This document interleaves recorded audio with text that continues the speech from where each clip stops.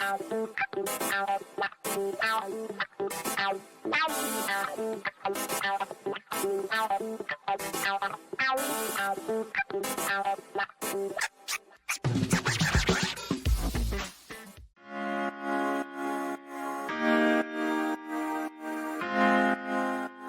is just an extraordinary book. This new book, 400 Souls, edited by Ibram Kendi and Keisha Blain. And Keisha Blain is with us. Keisha is, or Dr. Blain, Dr. Keisha Blain, is a historian and associate professor of history at the University of Pittsburgh, professor of African American Intellectual History Society, the president of that society, the co-editor of this new book, 400 Souls, that I just told you about, also the author of Set the World on Fire, Black Nationalist Women in the Global Struggle for Freedom, and the forthcoming Until I Am Free, book Fannie Lou Hamer's vision of America. Keisha Blain, KeishaBlain.com is her website. Dr. Blain, welcome to the program, and thank you so much for joining us today. Thank you so much for having me. I'd like to, if we can, during the course of this hour, just kind of chronologically go through the history of America as characterized in your book. If you want to give us just a quick summary of pulling the book together. First of all, you have many different authors and a lot of different content in it, and it is organized chronologically. If you wanted to give us just a summary of that, and then let's just jump into the early 1600s.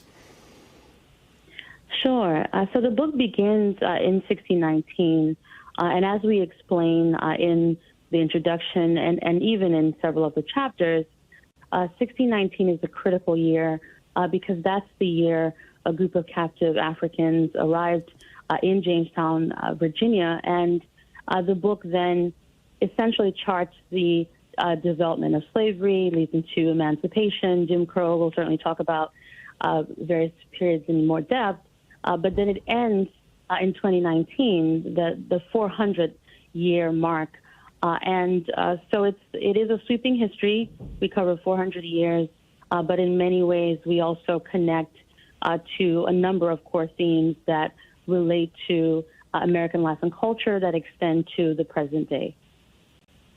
So let's do a little deeper dive into some of these. In 1630, there was a Virginia court ruling.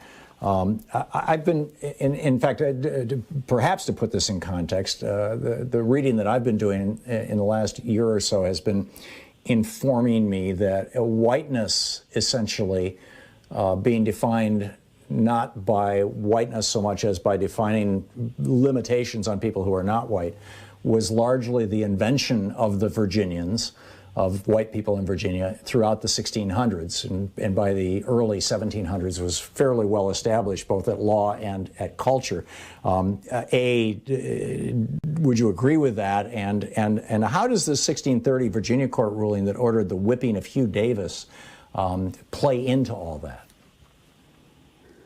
Yes, I certainly do agree. And in fact, I think what's clear throughout the entire text, even as we think about race in general, we're able to see, we often emphasize that race is a social construct, but I think even more so we see that it's a historical construct as well. And you're referring to I think a brilliant essay by Ijeoma Oluo, which examines this case where a white man was essentially whipped for sleeping with a black woman. And as you point out, even in this moment, and this is very early in the first section of the book, 17th century, it's clear that there are ideas about what is accepted and what is not accepted. And what is also clear is that blackness is certainly attached, even in these early years,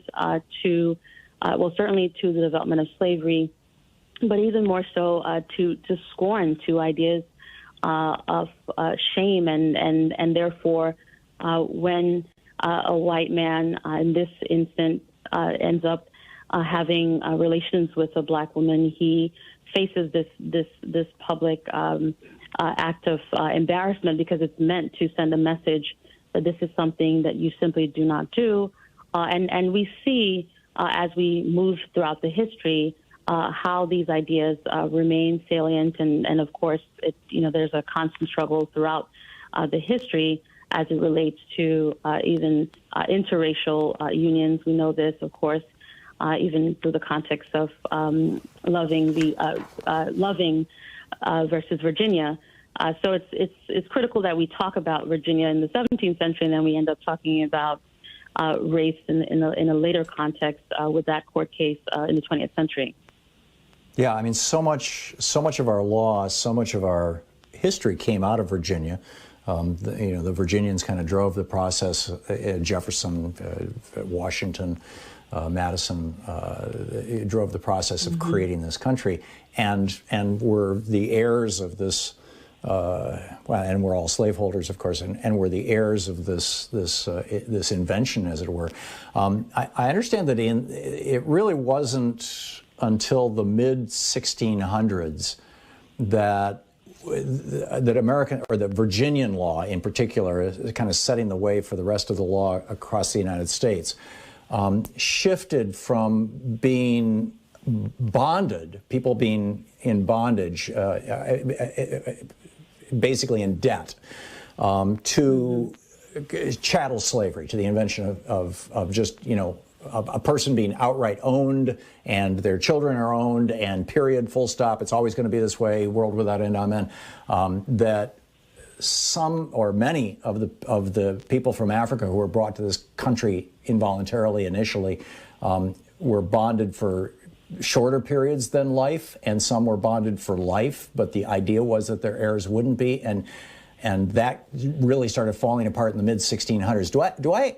Is my understanding of that correct? Mm-hmm.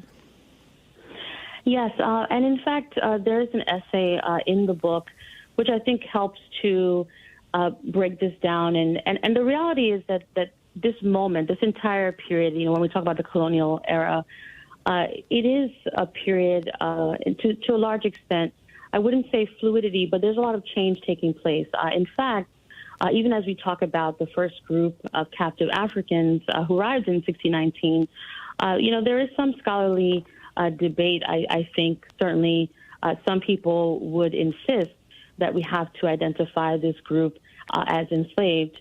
Others would say, well, not quite, but some people will say bonded. Some people will say that it wasn't clear what their fate was, that perhaps, they were going to just work for a period of years, as you point out, through a contract, and then they would ultimately be able to do something else or potentially return. The reality is that what's clear is that by the time you do get to the mid 1600s, it is no longer a question as to whether a person who is black in the territory that will become the United States, there's no question at that point whether you would have the ability to live a life of freedom.